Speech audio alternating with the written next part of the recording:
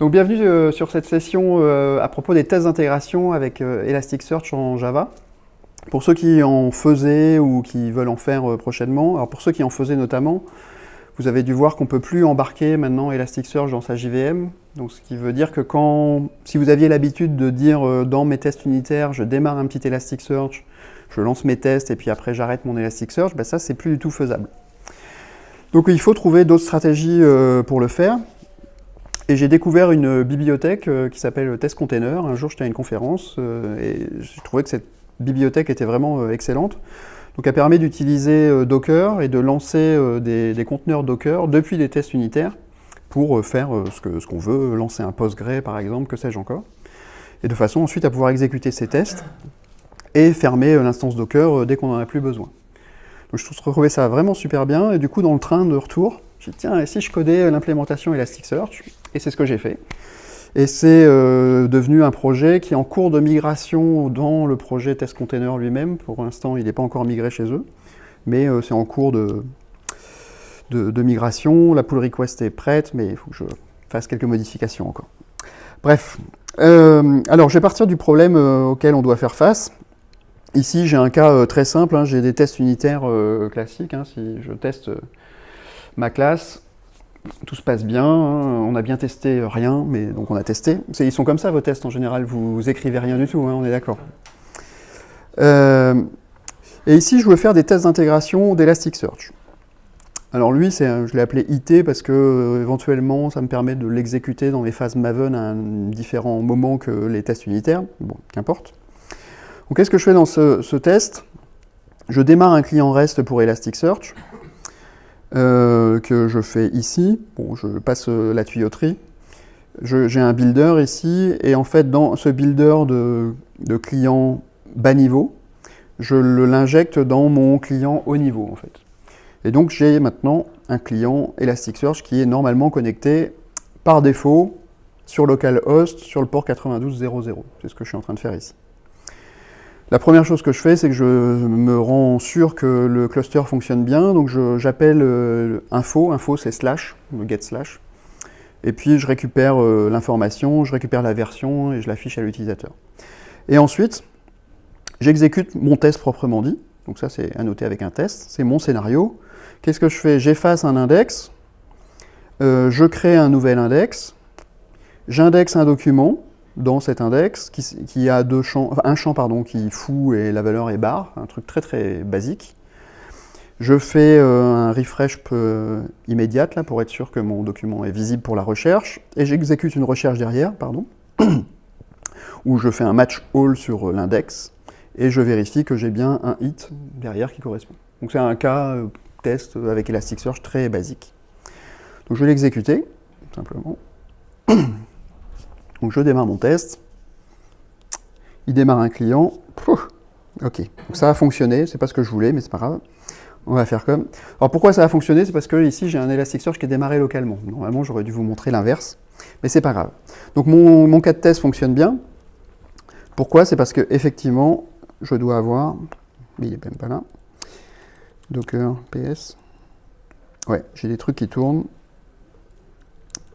Docker, compose, down, je vais tout arrêter. Donc j'utilise Docker Compose ici. J'aurais pu démarrer mon instance Elasticsearch à la main, mais là j'utilise Docker Compose pour démarrer mon cas. Ok, donc cette fois c'est arrêté. C'était l'état dans lequel je devais être tout à l'heure, je le refais. Donc si je réexécute mon test, il essaye de se connecter, et évidemment il n'y arrive pas parce que j'ai rien qui tourne. Donc là, mon problème en tant que développeur, c'est que je dois penser le matin, quand j'arrive au bureau, enfin à mon bureau, de démarrer mon instance Elasticsearch à la main par Docker, que sais-je, pour pouvoir exécuter mon test. Donc c'est pas très très dynamique, et c'est la raison pour laquelle ce que je propose de faire, c'est de dire on va utiliser la bibliothèque Test Container dont je viens de vous parler. Donc comment on fait ça? Dans mon POM Maven, je vais rajouter ma bibliothèque Test Container, donc elle s'appelle comme ça pour l'instant, mais elle va changer de nom prochainement. Donc j'ai que fait une release d'une seule version, c'est la 0.1, donc ça fonctionne, hein, mais ne soyez pas intrigués par ce numéro. Donc maintenant que j'ai ma bibliothèque, bah, dans mon test d'intégration, quand je vais démarrer ici, ce que je vais dire, avant qu'il me démarre mon client, je vais lui dire, je peux même le faire ici. Non, je vais le faire là. Je vais lui dire, fabrique-moi un new Elasticsearch Container, okay, cette classe-là. Ok, donc ça c'est la classe qui est apportée par la bibliothèque que je viens de vous montrer. Et je dois lui spécifier obligatoirement la version de l'Elasticsearch que je veux tester. Donc là, je veux tester la 6.4.1 qu'on a réalisé hier, je crois, ou avant-hier. Je suis où? On est là. Donc ça me fait un container. Ok. Alors je vais le mettre en variable, en champ en fait, de la classe, parce que ce container, quand je vais l'avoir démarré, ce que je vais faire à la ligne juste après, container.start, okay. Donc là je vais démarrer mon conteneur, bah, je vais avoir besoin de le fermer à la fin de mon test aussi. Donc c'est pour ça que je le mets en global. Donc je prends si mon conteneur n'est pas nul, à ce moment-là je fais un conteneur.close pour le fermer. Okay. Donc là, en faisant juste ces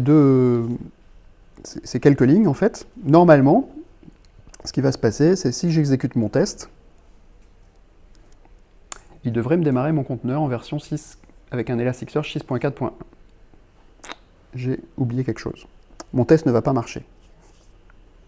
Ouais. Alors je vais le laisser se planter, comme ça on va pouvoir expliquer pourquoi. Donc mon conteneur démarre. Alors ça met un petit peu de temps, hein, c'est des Docker, hein, donc ça démarre un petit peu.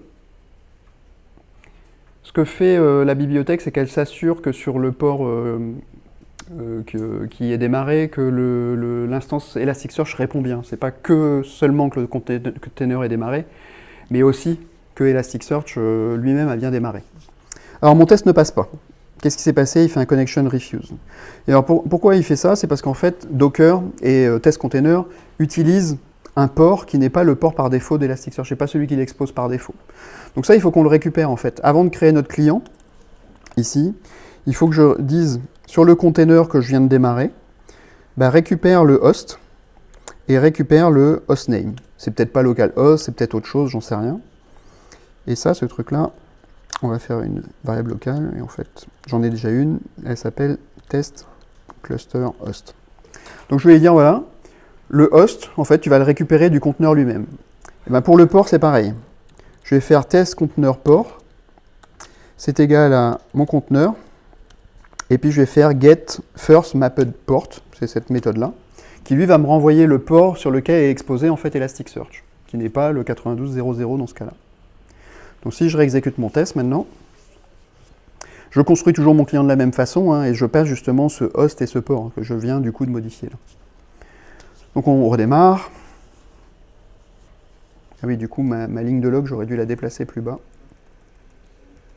pour que vous voyez exactement quel est le host et le port sur lequel on travaille.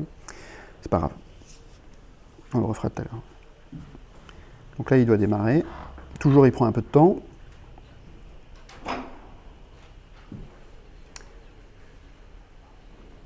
Et au bout d'un moment, il devrait m'afficher ce que je veux. Voilà. Donc là, il a démarré, il a réussi à se connecter dessus, il a passé son test, et donc tout s'est bien passé. Et du coup, derrière, il a bien fait aussi le close du conteneur que je voulais. Bon, alors c'est pas mal, ça y est, ça marche, on a un truc qui fonctionne. Donc si maintenant j'ai un développeur qui prend juste mon projet, à condition qu'il ait Docker évidemment installé sur sa machine, il a juste à faire un check-out du projet, il lance les tests et tout va bien. Mais maintenant, moi je suis en mode développement, et en mode développement, je suis un peu plus interactif que ça, donc j'ai pas envie d'attendre à chaque fois 30 secondes que mon conteneur démarre pour faire mes tests. Donc il y a un truc tout bête à faire. Ce qu'il faudrait faire, c'est de dire, je vais tester avant de lancer mon conteneur, si par hasard, j'ai pas déjà quelque chose qui tourne, de revenir dans l'état dans lequel on était précédemment. Donc ce que je vais faire, c'est que je vais faire ici un petit try avec un REST high level client. Donc je vais créer un un client temporaire, comme ça. Donc je fais un try with resource, hein, d'un new REST high level client avec mon builder. Alors mon builder, il faut que je l'ai créé aussi. Il est où? Il est là. Donc je vais dire, je vais essayer de créer ici un client temporaire avec les valeurs par défaut auxquelles je m'attends. Okay. Du coup, si j'ai quelque chose qui fonctionne, enfin ce qu'il faut que je fasse, c'est que pour tester que ça fonctionne, pardon, si j'ai vraiment quelque chose, je vais faire comme tout à l'heure. Je vais faire un info avec les options par défaut. Okay. Si ça se passe bien, bah, j'ai pas besoin de démarrer de conteneur, parce que ça veut dire que j'ai réussi à me connecter de façon avec succès en fait à mon cluster Elasticsearch local. Si ça se passe mal, si j'arrive pas à communiquer avec Elasticsearch, je vais avoir une IO exception. Et donc ce que je vais devoir faire ici, c'est dire bah, cette fois je vais devoir construire mon conteneur. Donc c'est une méthode toute simple, hein, là, hein. C'est un choix, une proposition que je vous fais pour implémenter ça. C'est je teste si jamais j'ai quelque chose qui tourne en local, et si j'ai rien qui tourne en local, bah, du coup je démarre quand même mon conteneur de façon à avoir un succès dans mes tests. Et mon builder, il ne faut pas que je le recrée. Je vais juste le recréer au final, ici, le builder définitif avec le bon host et le bon port qui me modifié éventuellement, et je recrée mon client. Donc, je pourrais réexécuter ici, mais je vais perdre du temps pour rien. Ce que je vais faire, c'est juste valider que ça fonctionne bien. Donc je vais faire un docker compose up. Donc je vais démarrer ici mon Elasticsearch, on va dire local, à la main. Et donc je m'attends à ce que quand j'exécute mes tests, ensuite, il n'ait plus besoin de démarrer mon test conteneur.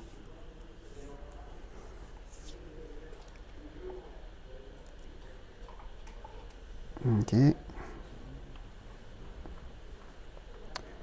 Je pense que ça ne doit pas être mal. Je pense qu'Elasticsearch a démarré. Publish, non, publish pas encore. Bootstrap check. Started, j'ai vu. J'ai vu un started, donc on doit être bon. Donc si j'exécute à nouveau ce test, maintenant, on devrait passer par la première méthode. Il devrait me dire tout va bien. Ouais, j'ai déjà trouvé un truc, c'est bon, j'ai démarré et ça marche. Okay. Donc on est beaucoup plus rapide dans l'exécution de notre test puisqu'on a déjà quelque chose qui fonctionne. Alors tous ces tests sont paramétrables, c'est-à-dire que vous pouvez sans problème passer, quand vous exécutez votre suite de tests, le nom du port, le host, le schéma, votre login, votre mot de passe, etc., etc. Ça veut dire quoi? Ça veut dire que si vous avez un Elasticsearch qui est provisionné dans votre entreprise, soit à la main par vos équipes d'administration, ou soit via Elastic Cloud Entreprise que vous avez provisionné vous-même le service, ben, s'il est toujours up, vous avez juste à passer les paramètres qui vont bien pour non plus avoir à démarrer un truc local, mais utiliser finalement un truc distant. Et s'il ne fonctionne pas, ben, vous passerez avec test conteneur du coup à la place. On peut faire ça dans Cloud. Donc là, je vais me connecter sur mon compte Cloud. Ok. Donc j'ai déjà déployé un cluster test conteneur. Donc je l'ai mis, je le fais tourner ici sur la plateforme Google, mais vous pouvez faire sur AWS aussi. Et j'ai pris alors un truc de base, je vais vous le montrer. J'ai pris vraiment une seule zone, un seul giga de RAM, parce que c'est vraiment des tests que je veux faire très, très peu. J'ai pas activé Machine Learning. Et j'ai mon truc Kibana qui est activé par défaut, pareil avec le minimum d'infos. Ça vous permet de voir au passage qu'on a changé les tarifs. Maintenant, le prix minimum que vous avez, c'est 16,50 $ par mois, avec un truc très très basique, certes, mais qui peut vous permettre de passer des tests si vous voulez, sans vous embêter.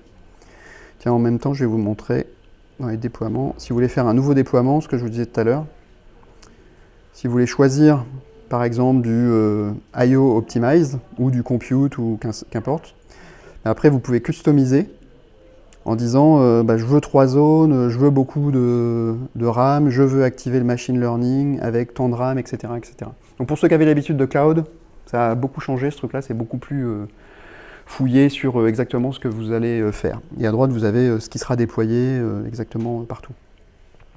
Donc c'est plus détaillé maintenant. Bref, je retourne là-dedans, dans mon test conteneur. Donc j'ai mon endpoint Elasticsearch qui est là. Si je fais ça, Voilà, j'ai mon Elasticsearch qui tourne. Alors, je ne me suis pas authentifié parce que je suis déjà connecté sur mon instance. Mais normalement, vous auriez dû voir un login et un mot de passe. Et je vais aller ouvrir Kibana. Voilà. DevTool. Donc, je vais regarder quels sont mes index. Donc, pour l'instant, j'ai que 2 index, des index internes. J'ai rien d'autre. Et ce que je peux faire, c'est donc dire maintenant, sur mes tests, j'ai déjà préconfiguré le truc. Je vais vous montrer la configuration que j'ai. Je vais zoomer un petit peu pour que vous voyez mieux. Okay. Donc je passe les fameux paramètres que je vous ai dit tout à l'heure. Donc je passe quel est mon host ici sur Cloud qui tourne. Ça pourrait être une adresse IP dans votre SI encore une fois. Hein. Le port, le schéma et mon mot de passe. Je vais détruire l'instance après la session, donc vous ne pourrez pas réutiliser ce mot de passe, ne vous inquiétez pas, je vais faire ça. Okay. Donc si j'exécute ça maintenant, ah tiens, et pour être sûr, je vais killer celui qui est ici. Okay.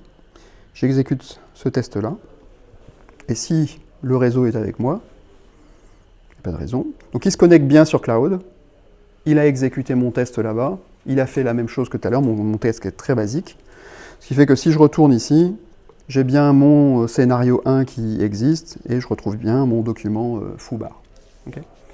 Donc ça, c'est les stratégies de test d'intégration que je vous propose. Je sais pas, il y a peut-être d'autres solutions, il y a peut-être mieux, je sais pas, il y a peut-être plus pratique. À propos de test container, ce que j'ai fait aussi, c'est que dans certains projets, j'ai beaucoup de tests d'intégration différents à passer. Et donc ce que je fais, c'est que je fais une classe principale qui me lance mon test container globalement pour toutes mes autres classes de tests d'intégration, de façon à ce que je lance test container qu'une seule fois et non pas 15 fois, une fois par classe de test d'intégration. Donc il y a voilà, différentes stratégies faisables. Donc merci de votre attention. Ah, c'est ça.